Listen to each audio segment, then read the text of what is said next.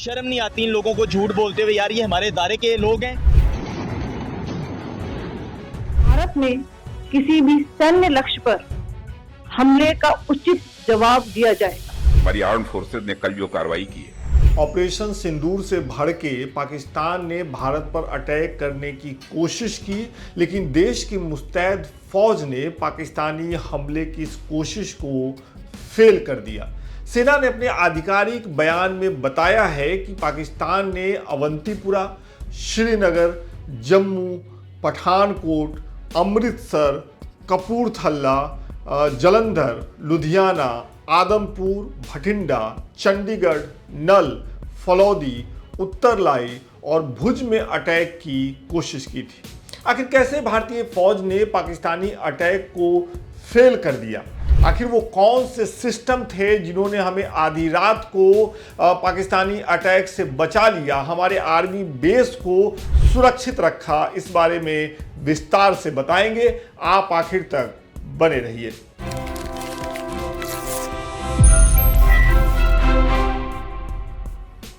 आठ मई की दोपहर को भारतीय फौज ने एक बयान जारी किया। इस बयान से देश को पता चला, पहली दफा मालूम चला कि 7 और 8 मई की रात, यानी जिस रात ऑपरेशन सिंदूर हुआ उसकी अगली रात को पाकिस्तान ने भारत के कई आर्मी बेस को ड्रोन और मिसाइल से अटैक करने की कोशिश की। पाकिस्तान ने निशाना बनाया।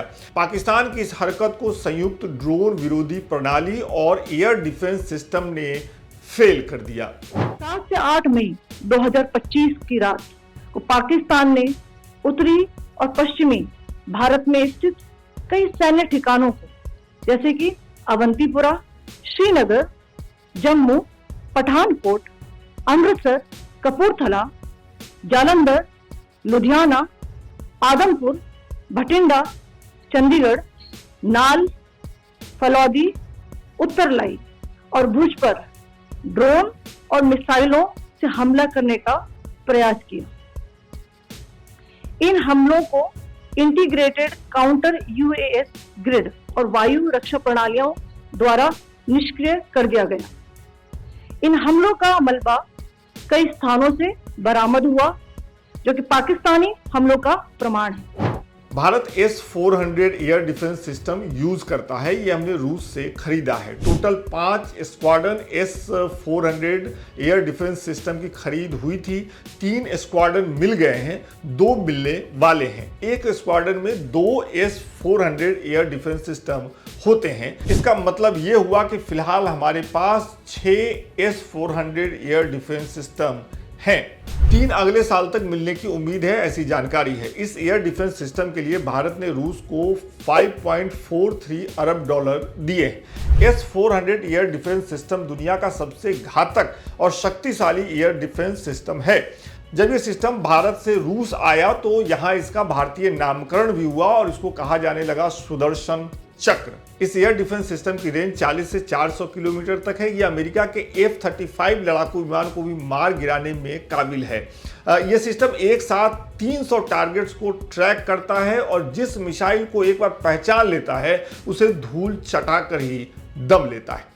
ऊपर जितनी बातें मैंने आपको इस एयर डिफेंस सिस्टम के बारे में बताई, उसका सबूत कल रात को मिल गया। पाकिस्तान की मिसाइल हवा में ही इस एयर डिफेंस सिस्टम ने चौपट कर दिए और जब पूरा देश चैन से सो रहा था तो हमारे आर्मी बेस को इस एयर डिफेंस सिस्टम ने सुरक्षित रखा दुश्मन के हमले से। साथियों, सबसे पहले तो मैं हमारी आर्म फोर्सेज ने कल जो कार्रवाई की है,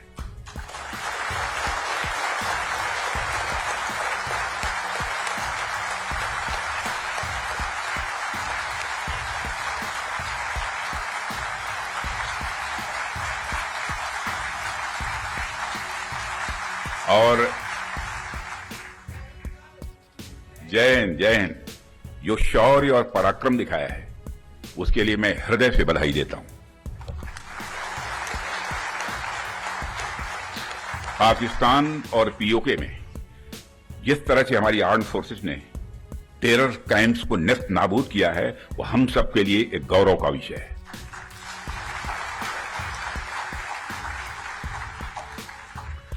साथियों, आप सभी नेशनल क्वालिटी कॉन्क्लेव का आयोजन ये आपका चल रहा है। मामला यही नहीं रुका। रात में दुश्मन के हमले को नाकाम करने के बाद सुबह सुबह भारतीय सेना ने पाकिस्तान के कई ठिकानों पर उनका जो एयर डिफेंस रडार और सिस्टम था उसको निशाना बनाया। सेना ने बताया कि पाकिस्तान के लाहौर में स्थित एक एयर डिफेंस सिस्टम को पूरी तरह से चौपट कर दिया गया है, बर्बाद कर दिया गया है। ये तो पूरी कहानी का केवल एक हिस्सा हुआ कि कैसे हमारे एयर डिफेंस सिस्टम ने पाकिस्तानी हमले की कोशिश को नाकाम कर दिया। अब आपको आगे बताते हैं कि जो पाकिस्तान सालों से भारत में आतंकवादियों की सप्लाई कर रहा है, जो पाकिस्तान हमारे देश में हुए आतंकी हमले के बाद लगातार कह रहा है कि कुछ हुआ तो युद्ध कर लेंगे, युद्ध हो जाएगा, युद्ध के लिए ललकार रहा है, वो भारतीय फौज की मिसाइलों और ड्रोन के सामने कैसे हो गया? क्यों उसे खबर नहीं लगी हमारे ड्रोन और हमारे मिसाइलों की? पिछले दिनों पाकिस्तान ने भी अपने डिफेंस सिस्टम में कई मिसाइल सिस्टम को शामिल किया है, जिसमें सबसे प्रमुख जो है वो है चीन द्वारा बनाया गया HQ-16 और HQ-9 एयर डिफेंस सिस्टम। ये जो डिफेंस सिस्टम है पाकिस्तान को आधुनिक रक्षा प्रणाली की जो उसकी क्षमता है उसको बढ़ा देता है और सुरक्षा मुहैया कराता है, लेकिन ये सतह से सतह पर मार करने वाली मिसाइलों, क्रूज मिसाइलों और युद्धपोत के खिलाफ ही प्रभावी है। ये हवा से जमीन पर मार करने वाली मिसाइलों को नहीं रोक पाता है। और अगर आपने ध्यान दिया होगा तो चाहे वो सिंदूर, ऑपरेशन सिंदूर हो, उसमें हमारी सेना ने हवा से जमीन पर ही मार किया और इसी वजह से जो पाकिस्तान के पास चीन द्वारा बनाया गया एयर डिफेंस सिस्टम है वो हमारी मिसाइल और ड्रोन को नहीं पकड़ पाया। उसकी आंख में धूल झोंक करके हमारी मिसाइल और ड्रोन ने पाकिस्तान में आतंकवादी ठिकानों पर हमला किया ऑपरेशन सिंदूर के दौरान, और ऑपरेशन सिंदूर के तहत ये हमला किया। पहलगांव में हुए आतंकी हमले के बाद भारत ने पाकिस्तान में स्थित आतंकी ठिकानों को निशाना बनाकर ऑपरेशन सिंदूर किया था। इस कार्रवाई से पाकिस्तानी सरकार बौखला गई थी, हालांकि इसकी ज़रूरत नहीं थी, और उसने हमारे कई सैन्य ठिकानों को निशाना बनाने की कोशिश की। जब हमारे देश की सेना ने इस कोशिश को नाकाम कर दिया, पाकिस्तान की कोशिश को नाकाम कर दिया, तो पाकिस्तान ने नियंत्रण रेखा मतलब LOC पर मोटार और भारी तोपों से बिना किसी उकसावे के गोलाबारी तेज कर दी। ये गोलाबारी कुपवारा, बारामूला, उरी, पुंछ और मेढर और रजौरी जैसे क्षेत्रों में हो रही है। पाकिस्तान द्वारा जो गोलीबारी हुई है उसमें 16 निर्दोष नागरिकों की जान चली गई है, 16 निर्दोष भारतीय नागरिकों की जान चली गई है, जिसमें 3 महिलाएं और 5 बच्चे भी शामिल है। भारतीय सेना को इस गोलाबारी का जवाब देना पड़ा।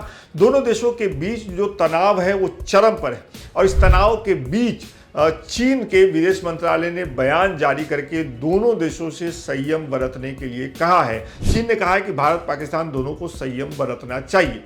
लाहौर में अमेरिकी महावाणिज्य दूतावास ने शहर और उसके आसपास ड्रोन विस्फोटों, ड्रोन गिराए जाने और संभावित हवाई क्षेत्र उल्लंघन की रिपोर्ट के बाद अपने सभी नागरिकों को सुरक्षित स्थानों पर रहने के लिए जाने के लिए कहा है। अपने कर्मचारियों को भी सुरक्षित स्थानों पर रहने का आदेश दिया है। पाकिस्तान में अमेरिकी दूतावास और वाणिज्य दूतावासों ने 8 मई को सुरक्षा के अलर्ट जारी किए हैं।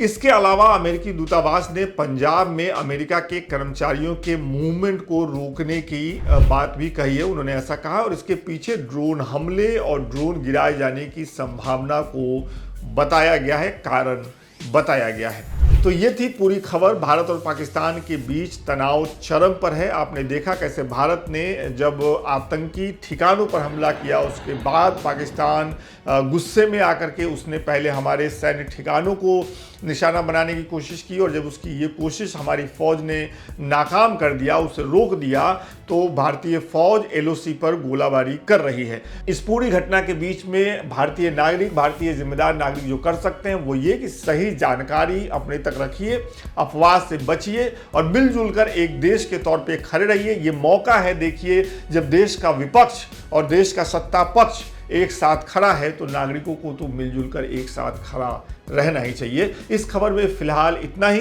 बताइएगा कमेंट करके कि आपको ये रिपोर्ट कैसी लगी।